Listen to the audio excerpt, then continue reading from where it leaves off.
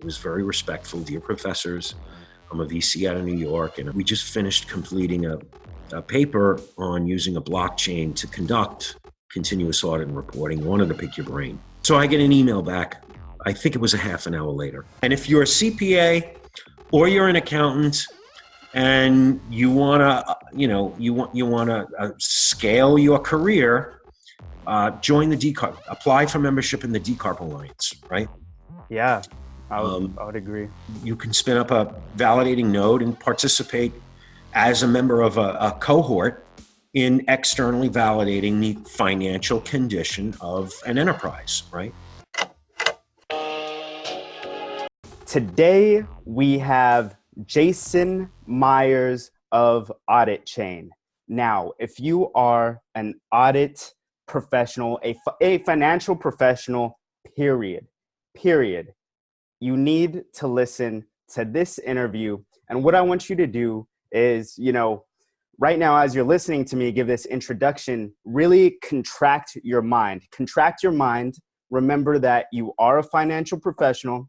Some of these things that will be said in this interview, if they do fly over your head, you have Google. And if you Google them and you do your research, you will understand. Okay, so contract your mind as I'm speaking right here. But when Jason starts speaking in a moment, expand your mind. Get really expansive. This is not your normal accounting interview. Okay, and I know this sounds crazy. And when we start talking about blockchain, cryptocurrencies, and if you've never heard it before, it could sound crazy. But remember, you're a financial professional.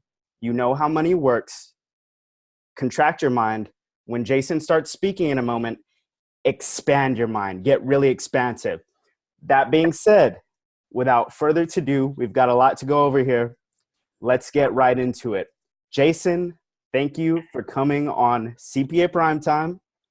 Let's get right into it. Jason Meyers, Auditchain, your origin story. It's 2019 now. How did you end up here? Hi, Juan. Thanks for having me. How did I end up here?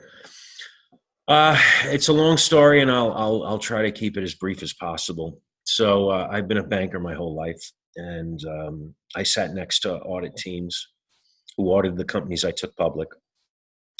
I took Alexion Pharmaceuticals public, Metarex, Hemisphere Technologies, Cyclone Pharmaceuticals. I did a lot of biotech when I was younger, in the early 90s. It was a very hot area. And then as the mid-90s moved in, the larger banks started doing a lot of the offerings in the internet space, if you remember, if anybody remembers. I remember.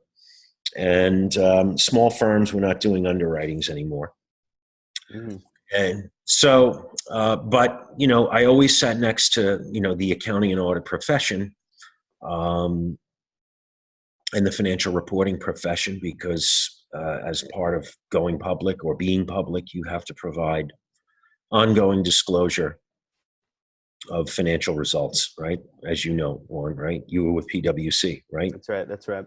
Right. What did you do for PwC? They wanted me to audit oil and gas in Texas. That's where I'm from. That's where I came up. And, knowing about blockchain, I made them transfer me to Silicon Valley.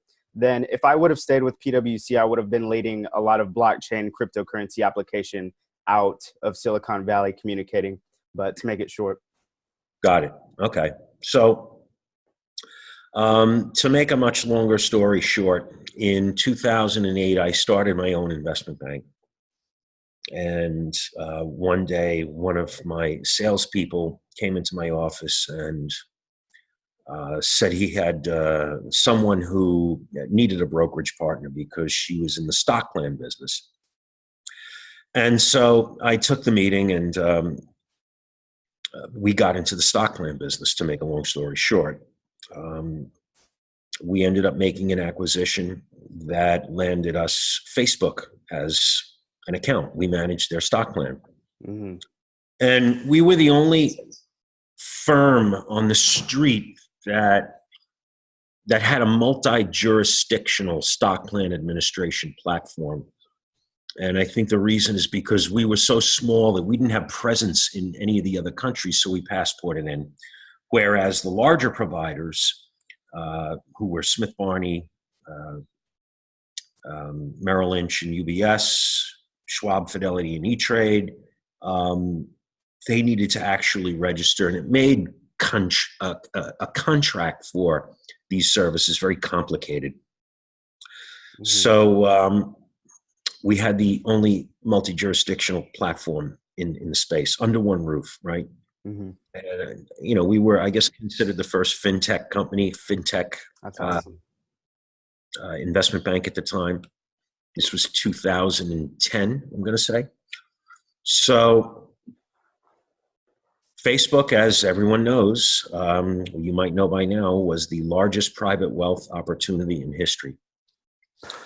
And one day I got a call from the head of HR, and she says, don't panic. We love you guys, but as you know, we're going public. You're, I believe, part of the selling group. And our audit committee is washing all of the providers. So I'm going to send you an RFP. I want you to fill it out, send it back to me, and be here on such and such a date for an interview. And so I couldn't go because I was so emotionally wrapped up in it because, it was at that time $30 billion in assets under our care. So I sent my top lieutenant, who was formerly the head of stock plan services for Smith Barney, the largest plan provider in the space. And so they came back and, they said they loved us. It's great. They're not changing. And then I get a letter from FINRA a month later. FINRA is the regulator for the securities industry charged by the SEC. They are not a government agency. They are a private corporation, for profit. 90% of their revenue comes from, I would say, 11 banks, right? Mm-hmm. Anyway, that led to a long 3-year conflict with FINRA over what I guess at the end seemed like it was over an accounting of the use of proceeds of a private offering that we did in order to buy the investment bank and build the stock plan services unit, asset management and research unit, right? So that ended that war. They drained every penny I had.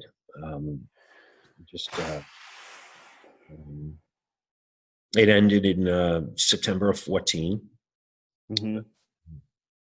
I used Bitcoin.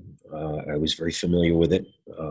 I wasn't as familiar with the underlying blockchain technology, but I began to read about Ethereum, which was just being launched at that time. And after reading Gav Wood's yellow paper, as much as one can read that paper, and a lot of other papers I read, and I went to a lot of meetups, it hit me all at once. It was a real, very powerful experience. I saw very clearly what I thought the world would look like in 10, 20, 30 years. And the immediate thing I saw and the best use case for this scripting, contracting language was accounting, audit, and financial reporting. Because what is it but a ledger within a ledger that's shared amongst non-cooperating, non-colluding, separate parties that confirm the validity of the contract. Mm-hmm. And it can't be changed unless you get a vote of more than 50% of the network, which that's a whole nother story, right? Because we had the Dow hack in 16. The Dow, by the way, sure, it was a disaster, but I didn't see it that way. I saw what a future constellation of enterprises looked like. Interesting. And the Dow hack was another wake up call for me. Now, it really was. I really looked past the hack. I knew that someday they were going to solve these security breaches. They were going to close the attack vectors. And we were going to see the beginnings of what I call the programmatic enterprise, which is what a DAO is, right? Yeah, that's right. It's programmed to execute a series of commands that ultimately carry out a set of objectives, on a no-touch basis. Conditional. So if that happens, then this happens. If that happens, then this happens. So in a way that confirmed the vision I had when I first had my aha moment. But that aha moment was what really drove me to, I started writing. You know, when I first concluded that experience with FINRA, I came home and I think I paced around very angry and very confused for, I don't know, maybe 4 months, 5 months. And when I had that moment, I began to write, and I was up for 72 hours at a time writing. And there were times I would plop back in my chair and I'd ask myself, you know, what am I doing? I'm not an accountant. I'm not an auditor. What is it? What is this? I must be out of my mind. And so that would last, I don't know, half an hour. It seemed, right? Could have been 5 minutes, but I'd be back at it again. And when I was done, I called my SAS 70 auditor that audited my stock plan platform. He was 14 people at the time, and now he's pushing 400 employees. He's one of the fastest growing system and organizational control auditors, cybersecurity auditors in the country, right? That's wild. Okay.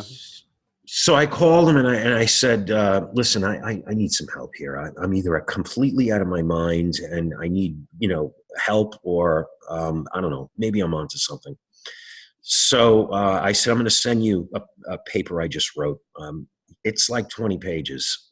And I want you to read it, and I want you to call me back, and I want you to tell me honestly what you think. So he called me 2 days later, and he said, Jason, that being in system and organizational control audits, we're the biggest believers that your systems and controls dictate the structure and accuracy of the data that comes out of it. And so financial statement data is almost an financial statement audit is almost an afterthought. But, and we've seen, we've had ideas about something like this coming down the pike, but blockchain might actually accelerate this. And you're probably crazy enough to do it. And he said, if you want my help, I'll be glad to help you. You're not crazy. He said, that's what I heard. You're not crazy, right? So I keep thinking to myself, okay, great. I'm crazy, but I'm not crazy. And so I said, listen, if I'm going to move on this, we're going to need an industry to gather together and help, develop this and theorize about it and to make it a reality. So I said, let me think about this for a couple of days. I do want your help, and I really appreciate you offering it to me. And I'll let me give you a buzz back.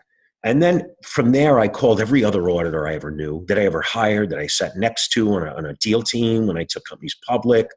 And they were all blown away. So one of the alarming things was that I wasn't getting any pushback, which in and of itself kind of worried me. So one day, I got a friend of mine sent me an invite to the 40th World Continuous Audit and Reporting Symposium put on by Rutgers University. Did you say 40th? 40th. That's 40th. correct. Wow. That was the 40th one. They do them every 6 months. So they've been at it for over, for 25 years, and they've been having these conferences for 21 years now. So it's either here or Brazil or somewhere else.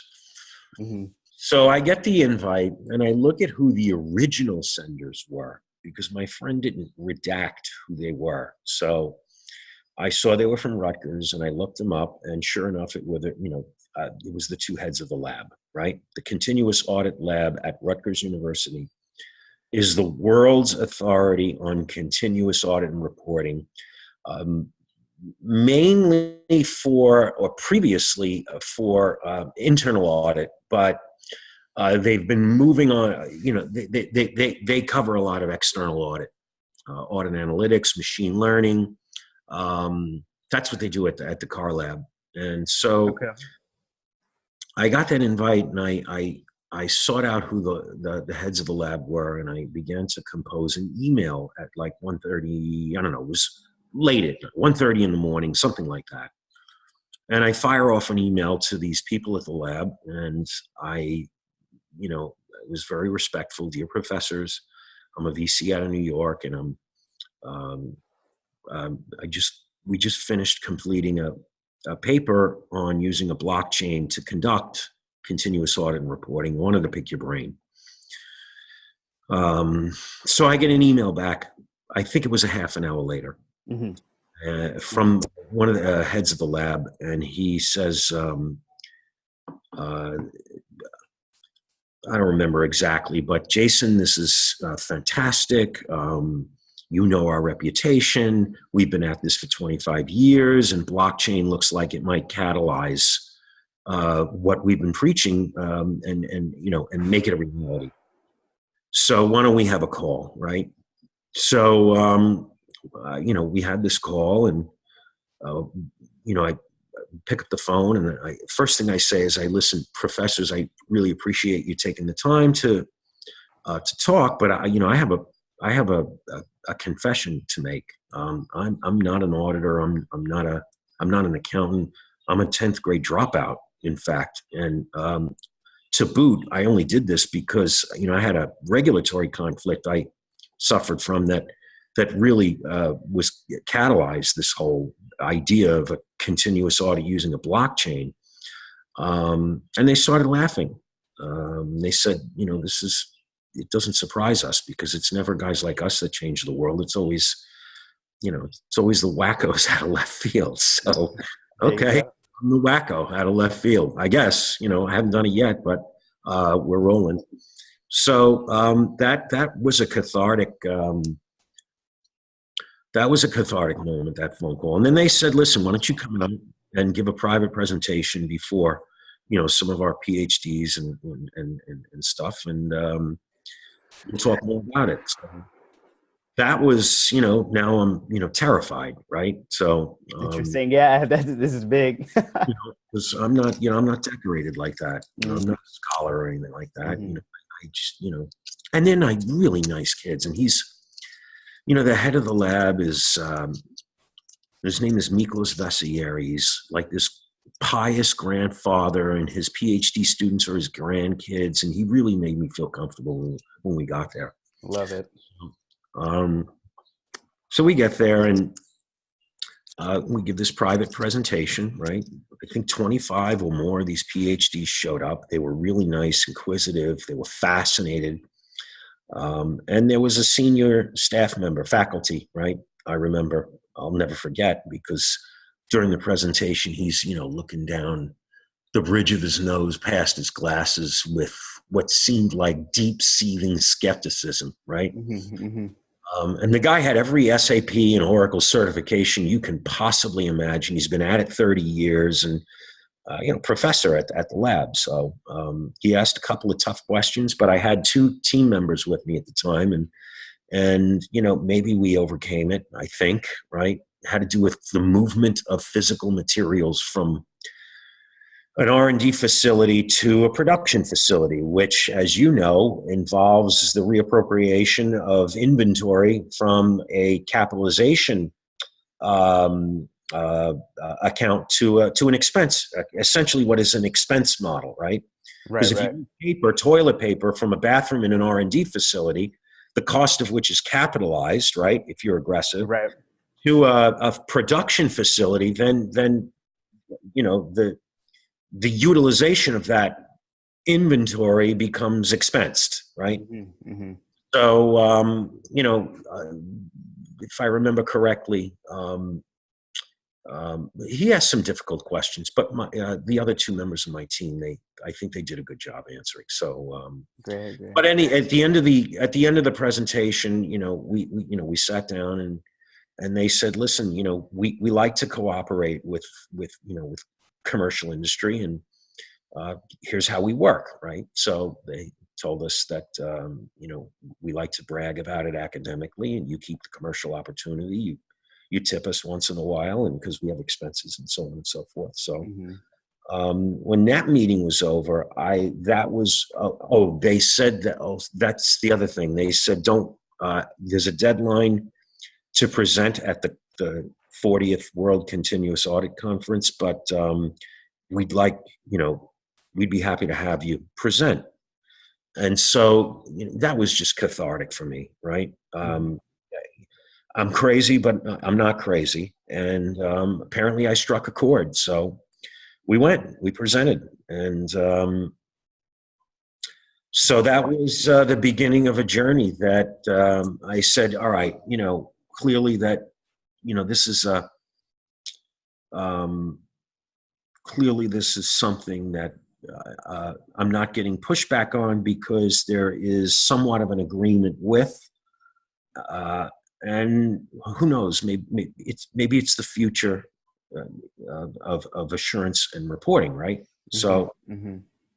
we've got a team together, and where we are now is, we have this alliance. I made good on the need for an alliance, which I told the first auditor I spoke to. I think we're at up to 50 members of the alliance now. Pepper Hamilton just joined, which is a large U.S. law firm that Mm-hmm. they're going to host our first event in September. Awesome. What would that be? What would that event be? So it's the DCARPE Alliance. The DCARPE Alliance is it's an accounting, audit, and financial reporting consortium that is pitching in. Each member pitches in their piece of the puzzle to build and launch a network of CPAs and Chartered Accountants that operate specialized external validators, nodes that externally validate three categories of assurance: system and controls, financial data structure and accuracy, and disclosure control compliance. Mm-hmm. Mm-hmm. So that it contrasts with traditional audit methodology, which is a team of people from one auditor come in with the green eye shades, so to speak, and they use computer-aided tools to conduct statistical samplings to make assessments of materiality, right? Not accuracy, but materiality, right? Which materiality is defined as 5%, either way. And then they give you a letter, as you know, signed in wet ink that says, we've examined the financial statements as of this period, prepared by management, and based on our exam, it presents fairly in all material respects the financial condition of the company. Now, Right. to my crowd, that is not external validation. That is galaxies away from what we know of as external validation, right? Mm-hmm. And for your audience, a public blockchain has thousands and thousands of external validators whose job is to confirm the contents of a block as well as the block itself, and propagate new blocks, right? Depending upon which chain we're talking about. In Bitcoin, there are mining pools that they're after the solving of a cryptographic puzzle, and the winner of that puzzle wins, as of now, 12.5 Bitcoin, but it'll we're coming up on the halving in a year, and that'll be 6.25 Bitcoin. Started out at 50 Bitcoin at Genesis, right? Then I went to 25, and now we're 12.5. I'm going to go to 6.25, and then we'll go to 3.125, and so on and so forth every 4 years. With Ethereum, it's similar, right? With Stellar, it's structured in a similar manner. It's really a state change validation, and every chain has these differences. But what makes them all similar is that there are thousands of non-cooperating, non-colluding members of the network operating nodes that have a copy of the whole blockchain on their node, right? And so a new block filled with transactions is broadcast. They all agree that on all of the transactions. So they confirm it, with Bitcoin it takes about 10 minutes or so to confirm the contents of the block, seal that block, propagate a new block, link the block with a cryptographic bit string that links the last block to the header of the new block, and wash, rinse, repeat. Right. So that is a blockchain, right? Yeah.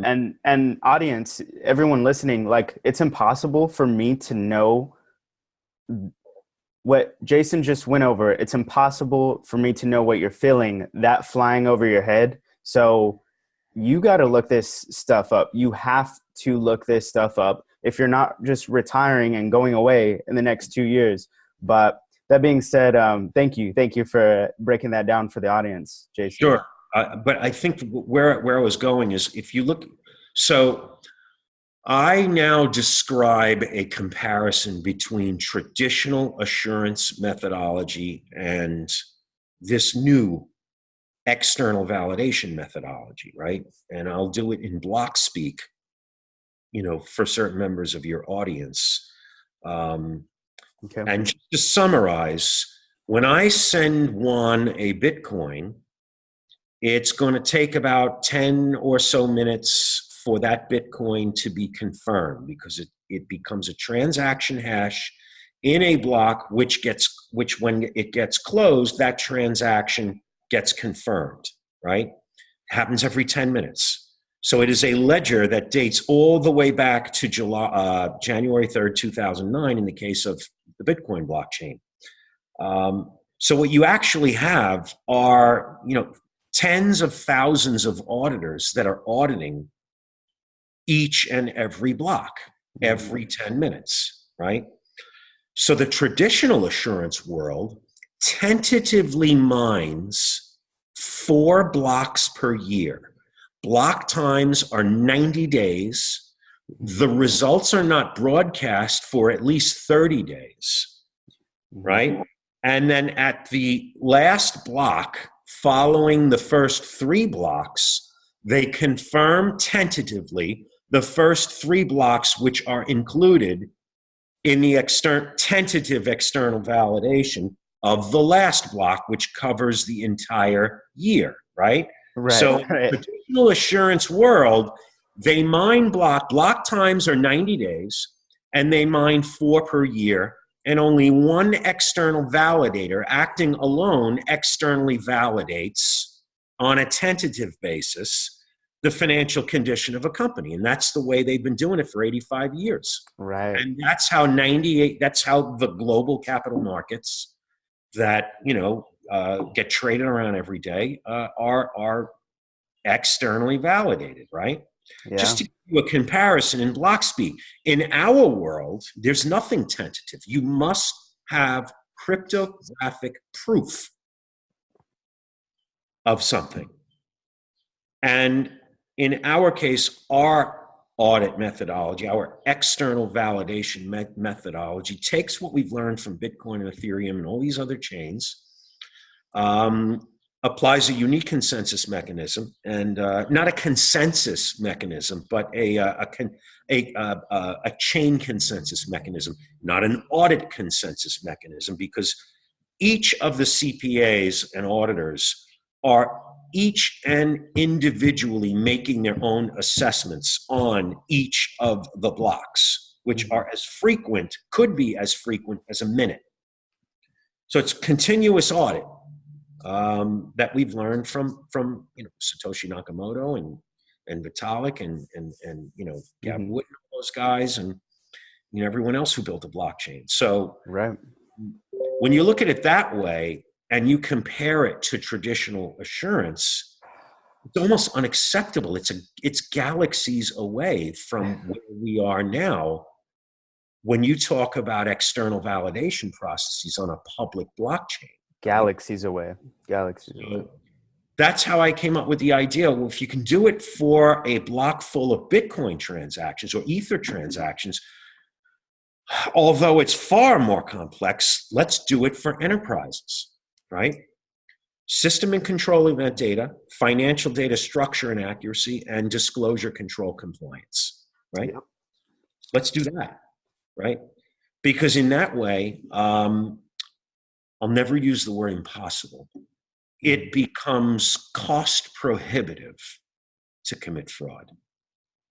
And mistakes are caught and remediated in near real time, right? Depending upon what needs to be remediated, right?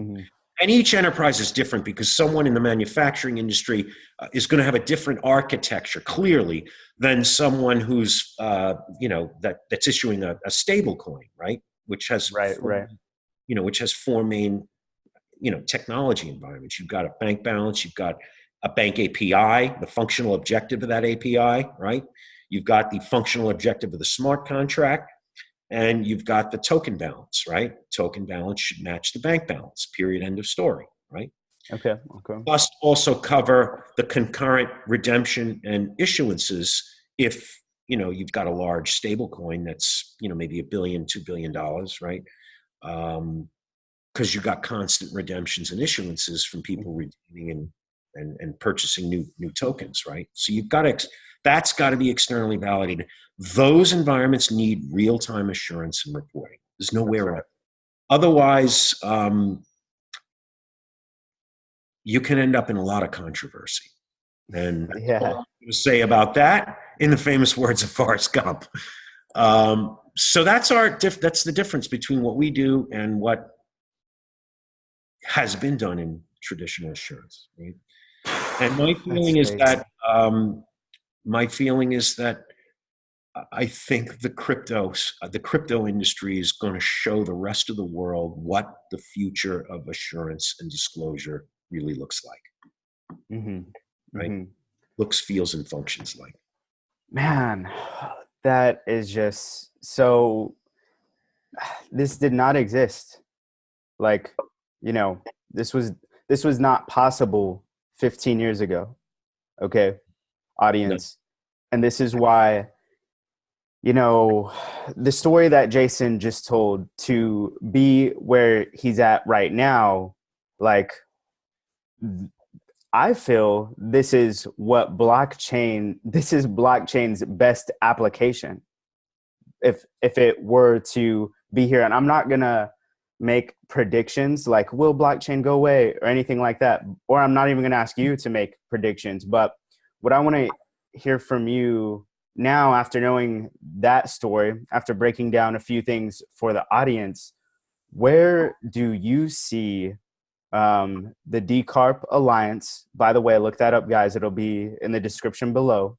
Where do you see the DCARPE Alliance playing a role in really, doing what you just said, showing the world? Let's say, years down the line, and I assume with something like this is the beginning, and there's going to be a moment where people realize what you realize, much more people realize what's possible a lot faster, right?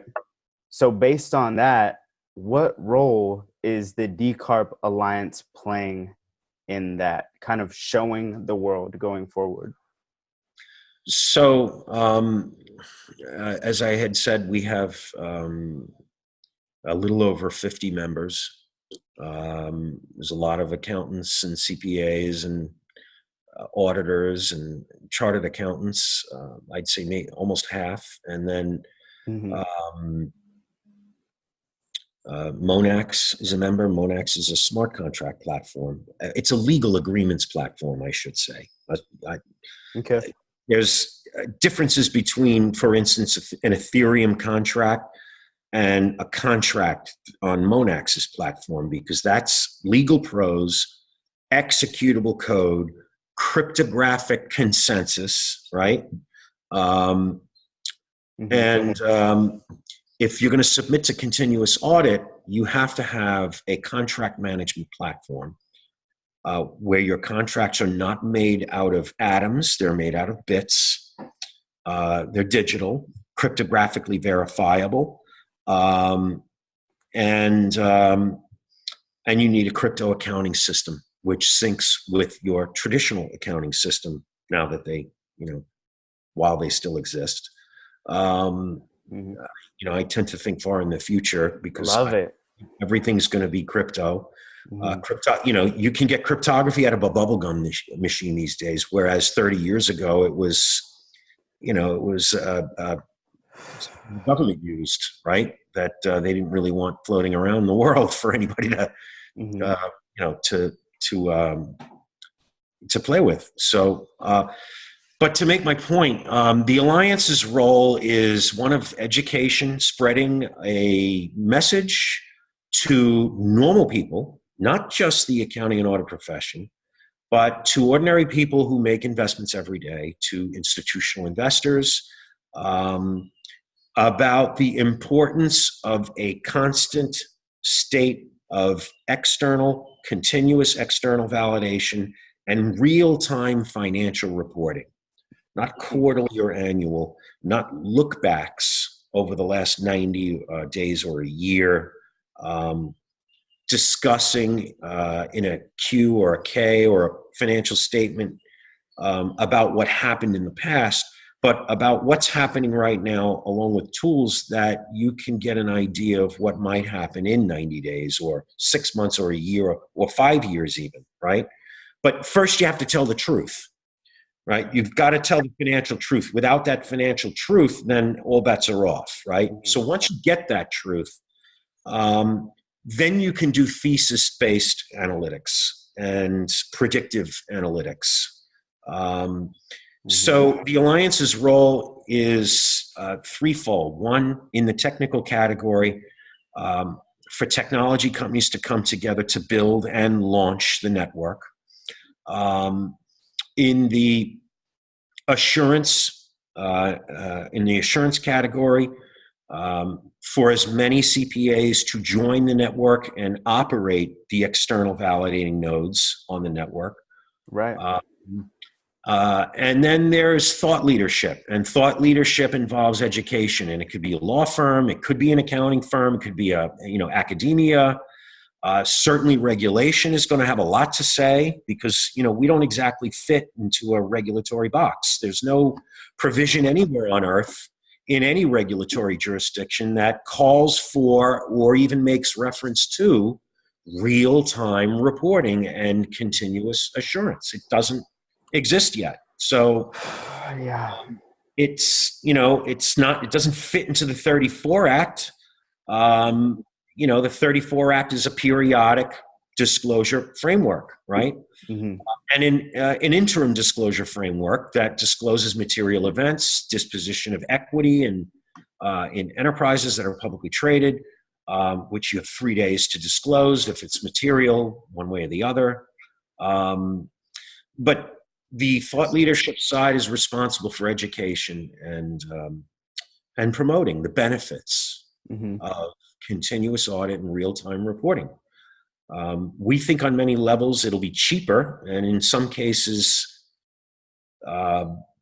close to free, because the enterprise doesn't pay unless they're getting premium assurance, which is offset by subscription revenue to audit analytics and financial detail available through the DCARPE Explorer, right?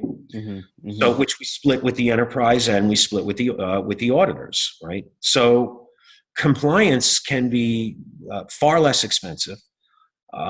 Your cohort of external validators that are auditing, externally validating your enterprise are not necessarily incentivized solely by the company, right? But by the network and the work they perform on the network, the quality of the work they perform on the network, the reputation they develop on the network, right? Which truly raises their independence, right? And their objectivity. Because we've got independence at question now when GE pays $140 million to KPMG every year. And they haven't changed auditors in 100 years. That's 100 years, right?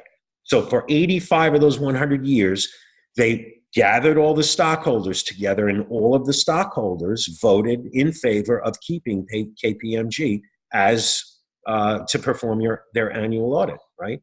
One external validator operating a channel, acting alone, externally validating, tentatively, a massive enterprise like that, right? Yeah, come on. Look, they do a good job. It's worked up until now. It probably still will work, but our crowd has discovered something entirely better, different, and we think that's the future of assurance and reporting. So the Alliance role is, threefold, right? It's bringing the accounting on an audit. Let's see. What happened there? Let's see. Hello. Jason. Think I lost you.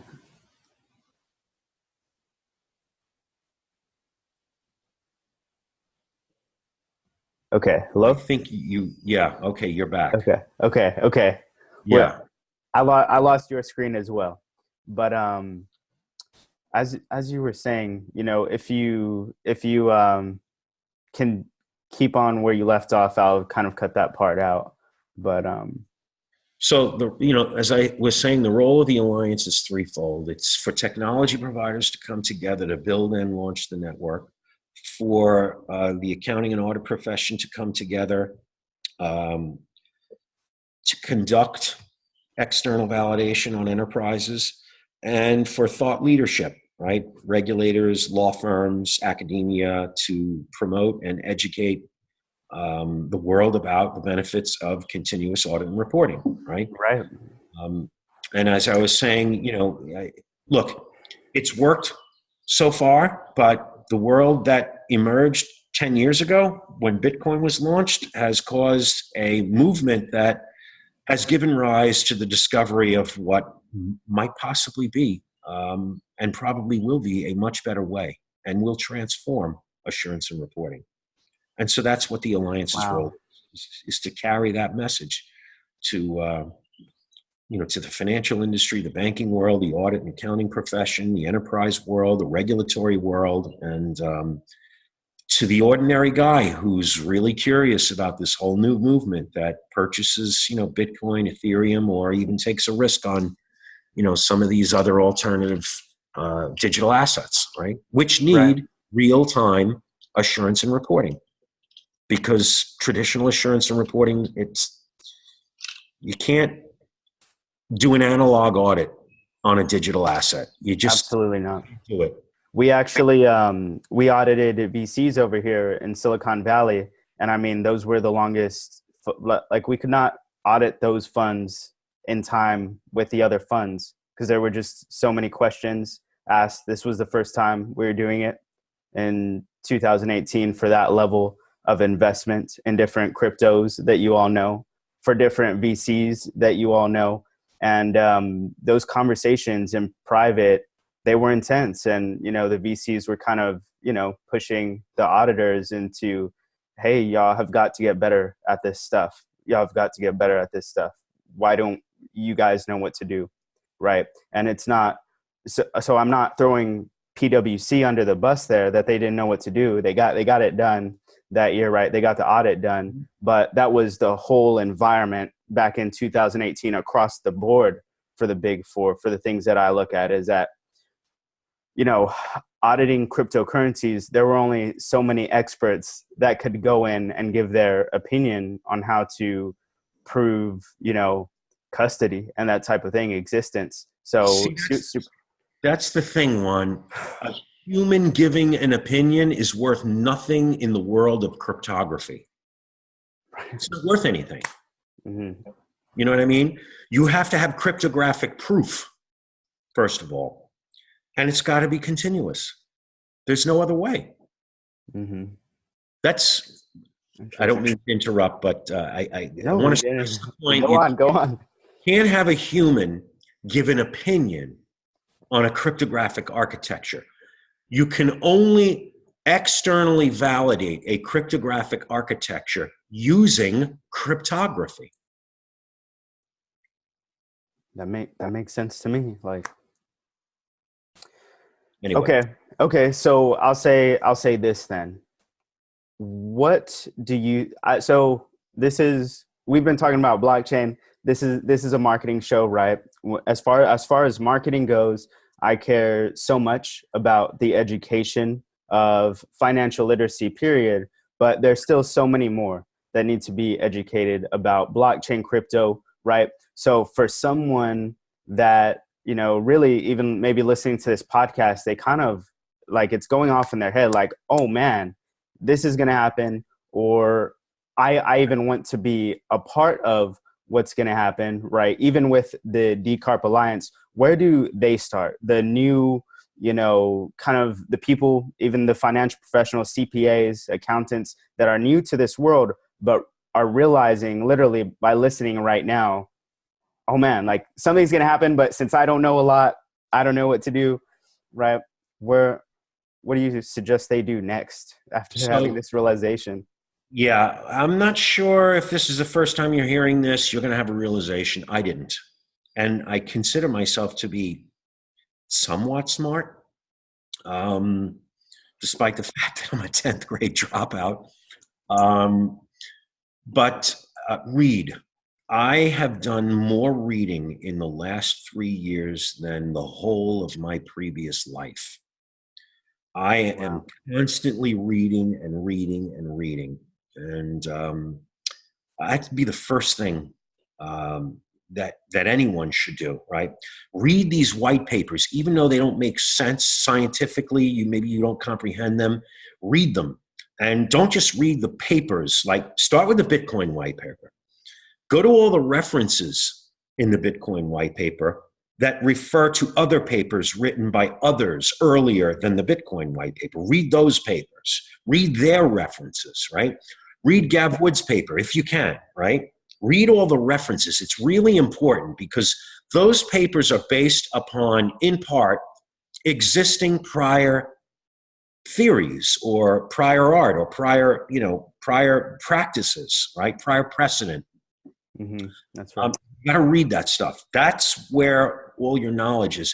Then if you can go out and you can, do some Google searches and see how it's applied, and that's when the light bulbs will start going off. It took me personally, it took me, I'm going to say 4 months for that light bulb to go off. I didn't get it right away. I didn't wake up one day and just say, wow, this is incredible. I think I'm going to build a continuous audit and reporting protocol, right? I did a lot of reading. So in case you didn't get the message, you got to do a lot of reading, right? Yeah. Meetups. That's the other thing. Go to meetups, right? There's an app. You can go to the App Store or Google Play, and Meetup, which is now owned by WeWork. That's another story. And you can go to meetups, right? There's thousands of Ethereum meetups in major metropolitan cities, thousands of Bitcoin meetups, right? So that's what I did. I went to BitDevs, which is the longest running Bitcoin meetup in New York. I love those guys. That's where I was raised, right? That's where I landed when I first got into crypto. I went to meetups. And, those guys took me in and, I felt out of place and I was a beginner and they love beginners. And what's much different about the crypto world that I know, and this room's full of cryptographers and developers. It's not business people coming. Now it is, but you've got maybe 100 people, the core members of this particular meetup that they're cryptographers and developers, right? They're miners. They're very open and generous with their time and their knowledge. And, the crypto world that I know, when you're having a tough time, we all hold hands and help each other up. It's not a dog eat dog world. It is at certain levels, but at the levels that I came in, where I came in, who I came in with, who I was amongst, it wasn't like that for me. It wasn't like that for me. So read, go to meetups, learn as much as you can, go after, coffee and drinks or whatever afterwards with them, because that's a lot of them do that. And, that's what you should do. And if you're a CPA or you're an accountant and you want to, scale your career, join the DCARPE, apply for membership in the DCARPE Alliance, right? Yeah, I would agree. So, because then, you can spin up a validating node and participate as a member of a cohort in externally validating the financial condition of an enterprise, right? Mm-hmm, mm-hmm. And that's really, that's if you're a CPA or a chartered accountant, if you're listening across the pond, join the DCARPE Alliance, submit a membership application. Go to www.dcarpe.org and apply for membership. Yep. It'll be linked below. And guys, Jason just gave you it. First of all, I'll say Mark Cuban, they're saying he's reading more than ever now. Warren Buffett, right? Man, I am Warren listening. Buffett still reads annual reports, which are attested to by traditional auditors, but that's beside the point. Right. And funny thing about Mark Cuban, there's always a weird feeling I have when his name comes out of my house, because it comes out of my mouth, because in 2014, that was the first time I got introduced into blockchain crypto. I was the accountant in my entrepreneurship class, right? And the computer guys said, well, why don't we make an exchange? Why don't we make a change? I was like, what are you talking about?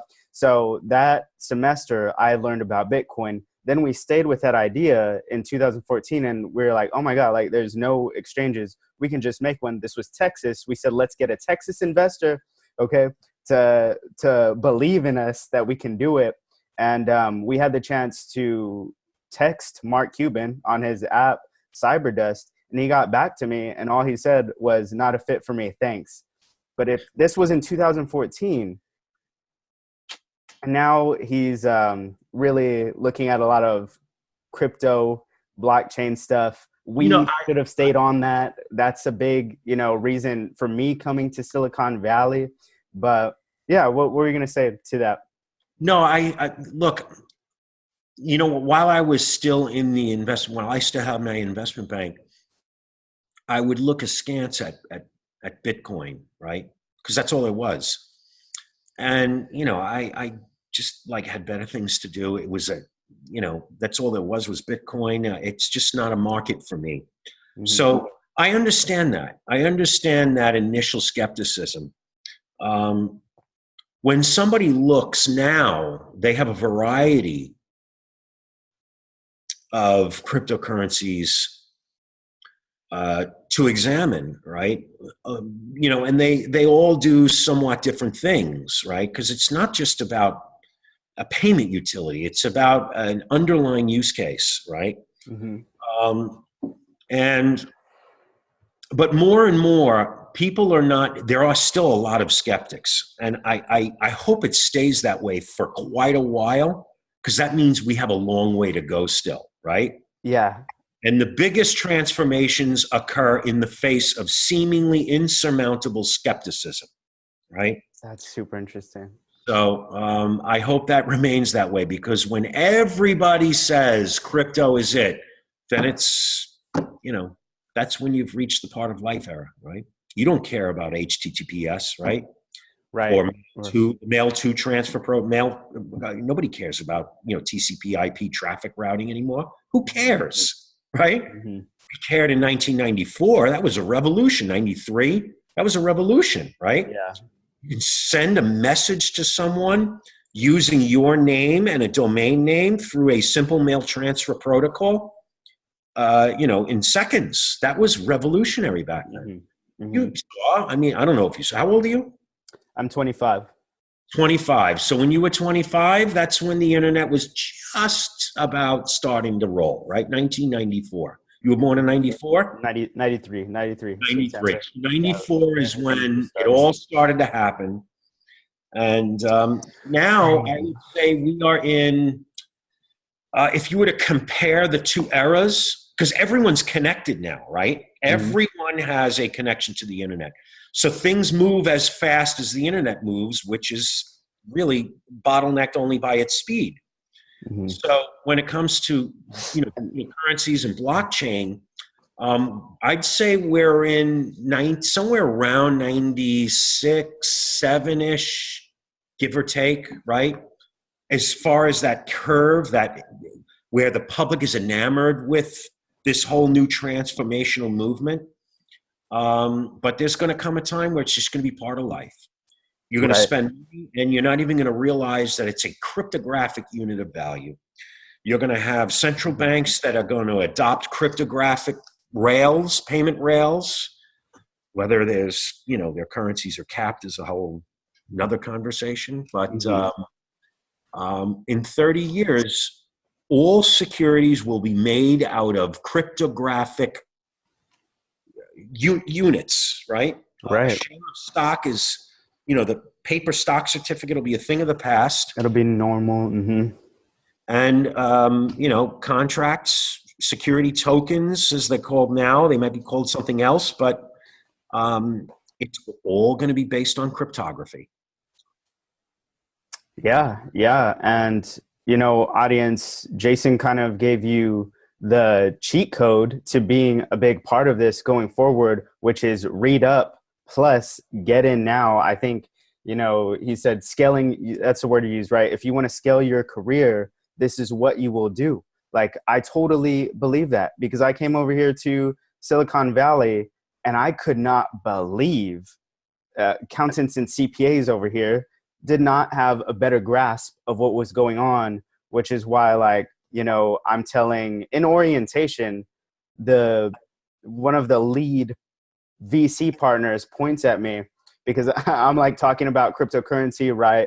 I was getting also interviewed to be the CMO of Deep Brain Chain. That's an AI project, and bring them to the US.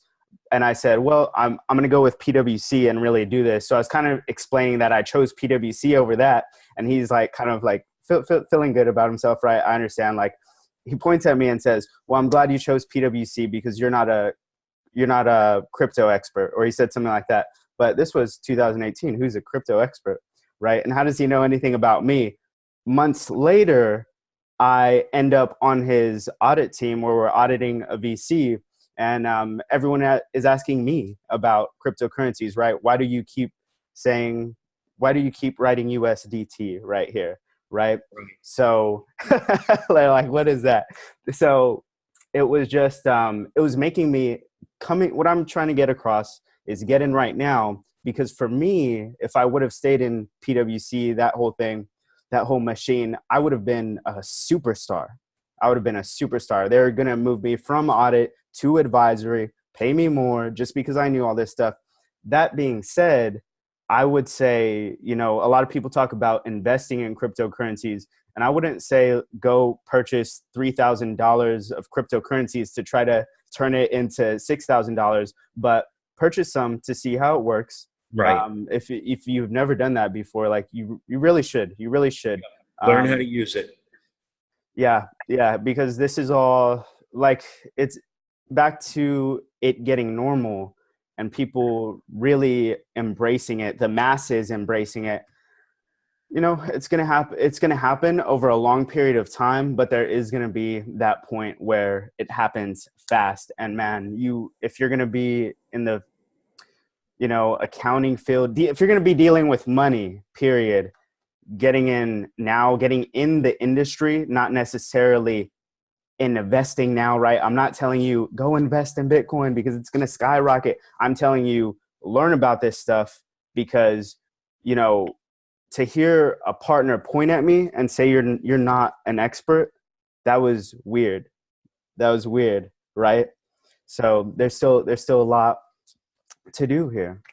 That being said, I'm going to ask you this final question here, and then the audience is going to run off to discover all this stuff. But, in the short term for the DCARPE Alliance, for Auditchain, right? Is there anything that I always look at when I'm looking at marketing, or when I'm looking at, or even my accountants, when they're looking at the going concern, helping build businesses financially, we look at a lot at what can put us out of business, right? We have to know what can put us out of business. So my question to you is, can what you're building be stopped? Like that, and don't give the answer to everybody about how to stop you, right? No, it's a really good question that I actually don't want to answer. Yeah. Because my answers will be very controversial, and I don't want to do. I want to keep it. I'd prefer to keep that to myself. Technically, if there are technical challenges, let's talk about that then. So maybe there's some physical barrier that prevents scaling beyond a certain point. That because we have to deal with what we hold now to be true in the laws of in the physical world, because clearly cryptography and blockchain are bottlenecked by the power of our existing processors, right? Our computing power. So, and computing power doesn't get bigger and bigger, it gets smaller and smaller, right? So, and what I mean by that is the size of chips begin to shrink, circuitry begins to shrink. So you're doing the same thing. This, right, had 30 years ago, you probably needed a huge closet to fit the computing power that's contained in this phone. More than 35 years ago, whatever, right? Right. So as the same amount of computing power became contained in a smaller and smaller container, if you will. Mm-hmm.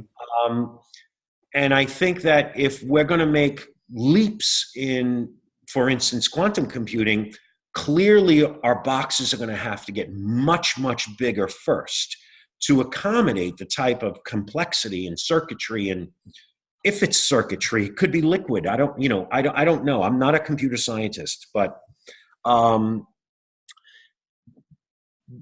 clearly, as you've heard, we're running into a scaling wall. Mm-hmm. And that scaling wall is dependent upon the speed of our current computing power, amongst other things. So if we're talking about, look, back 20 years, 25 years ago, we were talking about how the need for broadband is just impractical. One, because it would mean that we would have to lay fiber everywhere. Now every single home has broadband. This accesses the internet at speeds of my original cable modem from 1998, 97, right? Those pages load really fast. Yeah. Across a cell line, right? And now that you've got 5G that's being pushed, we're going to get there. And so I don't know how or when we'll get there, but I have faith that we will get there, right? Right. And if our project is so lucky enough to get adopted so quickly that scaling becomes a problem, then, I think that I have some of the greatest cryptographers that are a phone call away that might have some ideas about how to optimize throughput on a blockchain, right?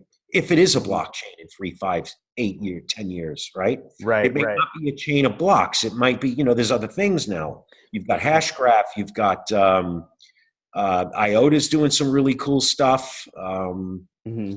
So And that's what I wanted to mention, because the underlying, the premise, the utility of your talk that you're talking about here with auditing, it's still going to happen. It's still going to happen. So that's super interesting.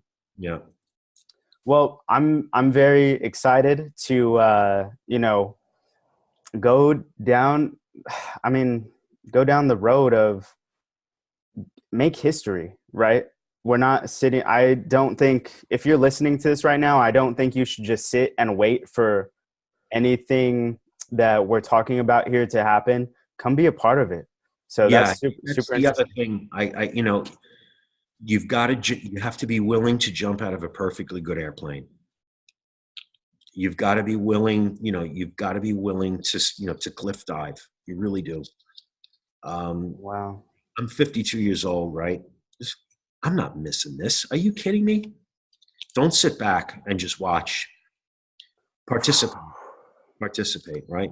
And Juan, if your CPE credits are up to date, you should apply for membership in the Alliance, right? So Don't you want to participate as a member of a cohort auditing a large enterprise that you'd never have the chance to do unless you work for,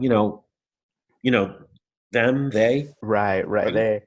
yeah. So I don't, some of the audience knows this, but I don't have my CPA. I never even took the test, but there are a bunch of CPAs that are my clients, a bunch of CPAs around me. That being said, yeah, I would still love to be a part of this. So, mhm, Well, Jason is right. yep. And Well, if you're a CPA or a chartered accountant out there, go to www.dcarpe.org and join. great. And I think that's the perfect ending for this. Jason, thank you so much for coming on the show. And that is it. Thank you, Juan. Thanks for having me. I appreciate it. Of course.